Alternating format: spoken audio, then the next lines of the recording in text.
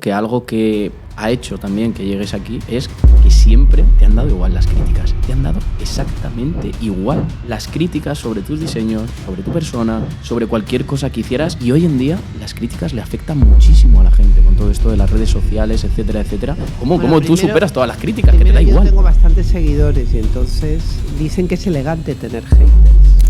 Pero sí que es cierto que algo que ha hecho también que llegues aquí es que siempre te han dado igual las críticas. Te han dado exactamente igual las críticas sobre tus diseños, sobre tu persona, sobre cualquier cosa que hicieras.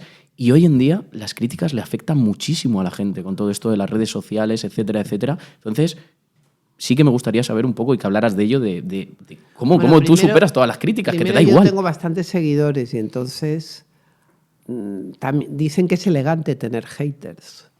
O sea, que no eres nadie si no tienes unos cuantitos haters, ¿no? Y luego es que como tengo tanto trabajo y tanto lío, tampoco estoy pendiente de lo que digan los haters. ¿No te afecta en nada? O sea, pero cuando empezaste que te podían más criticar o menos, nunca te ha afectado. Es que ¿Cómo lo has trabajado eso? ¿Sabes por qué? Porque yo sabía perfectamente, o sea, ellos pensaban, qué horror lo que hace Ágata. Yo pensaba, qué horror lo que hace este tío. O sea, que realmente, pues como yo veía que eran dos universos tan diferentes, yo comprendía muy bien que él no entendiera mi lenguaje porque a mí el suyo no me interesaba nada o no me gustaba. Entonces, ¿sabes lo que pasa? Que cuando alguien te cae bien, suele ser mutuo. Y cuando hay alguien que te cae mal, pues también suele ser mutuo.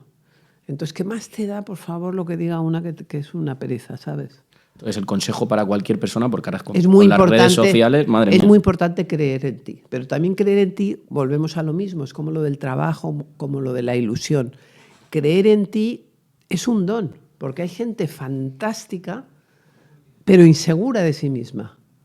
Y entonces esa gente fantástica, a lo mejor viene un idiota, les dice una cosa y se descompensan. Ese es el problema. Y eso es absurdo, porque no tienes por qué hacer eso, ¿me entiendes? Y para esa gente insegura y que tiene ese talentazo, ¿qué les dirías? Pues no lo sé, la verdad que es una pena que sean inseguros, porque a lo mejor son fantásticos y por una tontería están haciendo caso a uno que es mucho peor que ellos.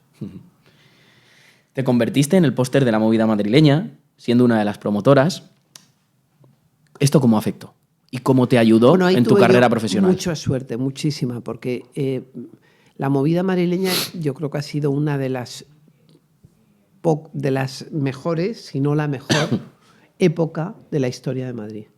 Entonces, caer ahí, estar ahí en medio de todo eso, pues para mí fue un lujo bestial, porque antes que no existían las redes sociales, pero era muy, muy, muy importante la comunicación. Entonces tú estar ya en una cosa que comunica por sí misma, porque ¿qué pasa? Se muere Franco, empieza la democracia, y nos dan los Juegos Olímpicos de Barcelona y la Expo de Sevilla. Entonces toda la prensa internacional dice, ¿pero qué está pasando en España? ¿Qué les ha pasado a esta gente? Si estaban con Franco y tal, y ahora no hacen más que... Y ahora está Almodóvar y tal y cual. Entonces vienen todos en la época en que la prensa tenía muchísimo más poder que ahora, a ver qué pasa en España, ¿no? Entonces hacen... Y además en eso tú sabes que se copian un poquito los... Y entonces viene el New York Times, viene el Herald Tribune, que era el grupo del New York Times, pero vienen todos. Viene el Newsweek, el National Geographic, vienen todos, la PBS, todos, hacer un reportaje sobre el milagro de España. Entonces ahí hay una serie de personajitos que lo cogen, pues yo no sé si el primero o el segundo, y ya estamos en una lista. Y la lista era Alaska, Almodóvar, Agatha Ruiz de Prada, fulano, tal, y entonces éramos pues 15 o 20, yo qué sé. Y entonces eso hace que tengas una proyección internacional increíble. Yo salí en el New York Times y debía tener 22 años o así, o 23. Y eso te dio un impulso brutal. Y has hablado de la suerte. Me interesa porque aquí, toda la gente que pasa por aquí por el podcast, que ha tenido cierto éxito, hay gente que dice que para tener éxito tienes que tener un factor de suerte y otros que dicen que no, que el éxito no hay nada de suerte. Y quiero saber tu opinión. Yo siempre he pensado que hay mucho, mucho, mucho, mucho de suerte. Y de hecho, yo antes te decía, adiós, suerte. Hola, suerte. Si toda mi vida decía, en vez de decir, me despedía diciendo suerte, durante años, ya no lo digo, pero lo dije muchísimo tiempo. Ahora que estábamos hablando de la movida madrileña, para mí fue una suerte inmensa estar en ese momento, en ese sitio. porque fue un momento mágico. Si yo no hubiera estado ahí, pues hombre, seguramente me hubiera ido bien, pero a lo mejor nunca me hubiera ido de esa manera, ¿no? Y yo creo que ha sido todo, pues que todo es cuestión... La suerte es muy importante. Es verdad que tú tienes que estar preparado para coger la suerte, pero la suerte es fundamental, porque a lo mejor hay otro tío más listo, más guapo, más simpático, más bueno, más tal, pero no tiene tanta suerte y entonces el pobre pues no le sale tan bien. Pero como decías antes, la suerte hay que buscarla. Tienes que suerte, salir, no te puedes quedar en casa. Y la suerte, como decía Picasso, te tiene que coger trabajando, porque si no, no... Pero Picasso pues tuvo... bueno, yo creo que para mí es el artista más universal que ha habido nunca. Yo soy picasiana a tope.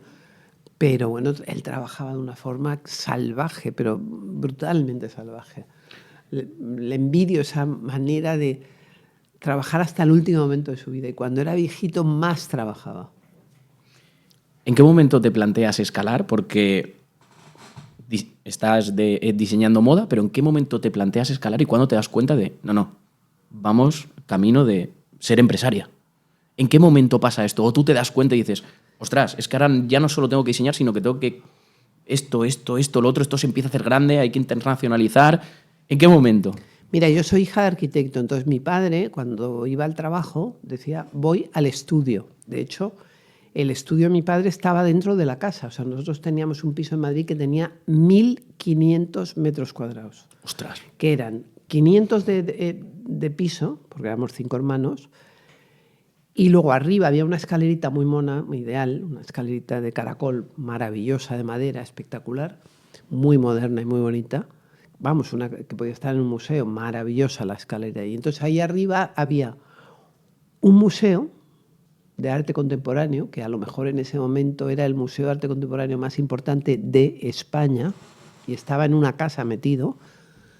Y luego estaba el estudio de mi padre. Entonces mi padre decía, yo desde que nací, voy al estudio, vengo del estudio. Voy. Entonces cuando yo empecé, con 20 años, te digo, empecé antes a trabajar con 17, lo que fuera, yo decía, voy al estudio, vengo del estudio, voy al estudio, vengo al estudio. O sea, para mí era el estudio, un estudio de diseño. Uh-huh.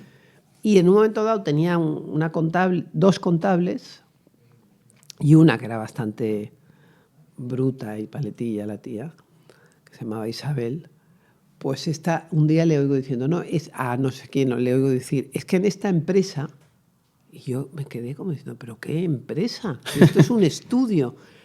Y entonces, como que me entró la risa y durante una época se me quedó grabado.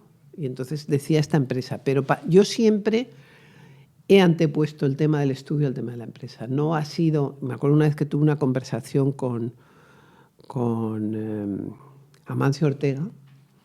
Y entonces él me dijo, bueno, pero tú eres una persona que yo sé que si te dijeran tienes que hacer una chaqueta gris porque vas a vender 10.000 ejemplares, no lo harías. Y es verdad.